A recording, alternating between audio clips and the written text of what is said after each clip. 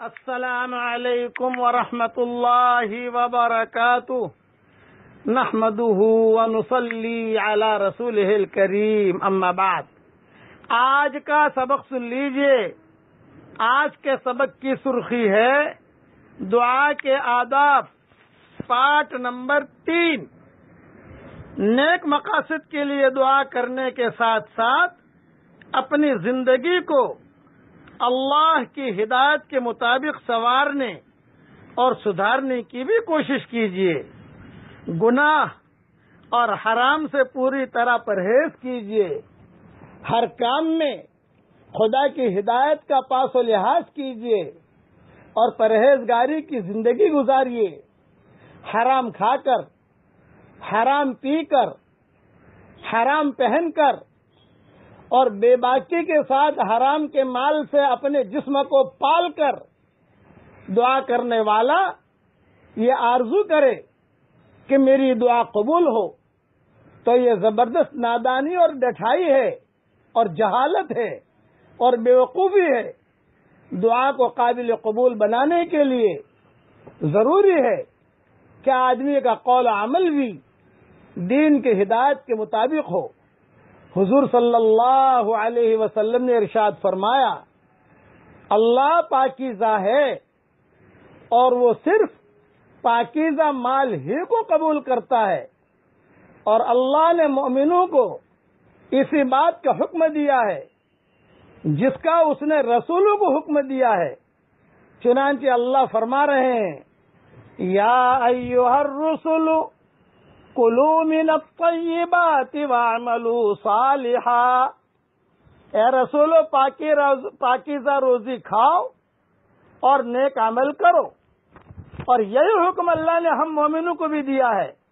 اللہ فرماتے ہیں، یا ایھا الذین آمنوا کلوا من طیبات ما رزقناکم. اے ایمان والو، جو حلال اور پاکیزہ چیزیں ہم نے تم کو بخشی ہے وہ کھاؤ. پھر آپ صلی اللہ علیہ وسلم نے ایک ایسے شخص کا ذکر کیا جو لمبی مسافت طے کر کے مقدس مقام پر حاضری دیتا ہے. مکہ مدینہ مقدس مقام پر حاضری دیتا ہے، غبار میں اٹا ہوا ہے، گردہ آلود ہے، اور اپنے دونوں ہاتھ آسمان کی طرف پھیلا کر کہتا ہے، اے میرے رب، اے میرے رب. 27 شب میں بھی ہاتھ پھیلاتا ہے، یہ میں وضاحت کر رہا ہوں، اور خوب روتا بھی ہے اور اللہ اللہ بھی کرتا ہے اور ہچکا بھی مارتا ہے، زور زور سے آمین بھی کہتا ہے، سب کچھ ہے. اے میرے رب، اے میرے رب. حالانکہ اس کا کھانا حرام ہے، اس کا پینا حرام ہے، اس کا لباس حرام ہے، اور حرامی سے اس کے جسم کی نشو و نما ہوئی ہے.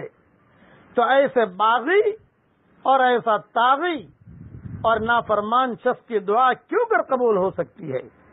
یہ حدیث صحیح مسلم شریف میں ہے. اس لیے اپنی روزی روٹی کا بھی دھیان میں رکھیے کہ کہیں ہیرا پھیری والی میری روزی روٹی تو نہیں ہے، کہیں میں میرے بچوں کو جڑوں میں حرام تو داخل نہیں کر رہا. اللہ اللہ ہے، اللہ ہر چیز کو جانتا ہے. اس لیے ان ادبوں کا خیال رکھیے جو میں نے عرض کیے ہیں. اسی دعا کے متعلق کل انشاءاللہ ایک مضمون اور بیان کروں گا انشاءاللہ. اب پڑھ لیجئے میرے ساتھ، ربنا لا تزغ قلوبنا بعد اذ ہدیتنا وہب لنا من لدنک رحمہ انک انت الوہاب. اے اللہ، ہدایت کے بعد ہمارے دلوں کو ٹیڑھا مت کر دینا، تیری طرف سے رحمت بھی دینا، تو بہت بڑا دینے والا ہے. یہ میں نے ترجمہ نہیں کیا ہے، میں نے ترجمانی کی ہے، سمجھایا ہے کہ اللہ سے کیا مانگنا چاہیے.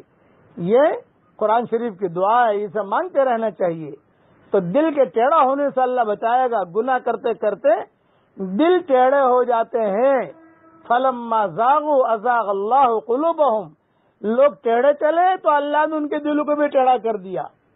دل ٹیڑھے ہوتے ہیں تو ہدایت اس دل میں نہیں جاتی. اس لیے یہ دعا مانگتے رہنا چاہیے. پڑھو میرے ساتھ.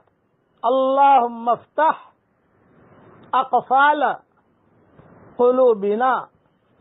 اے اللہ ہماری دل کی کھڑکیوں کو کھول دے.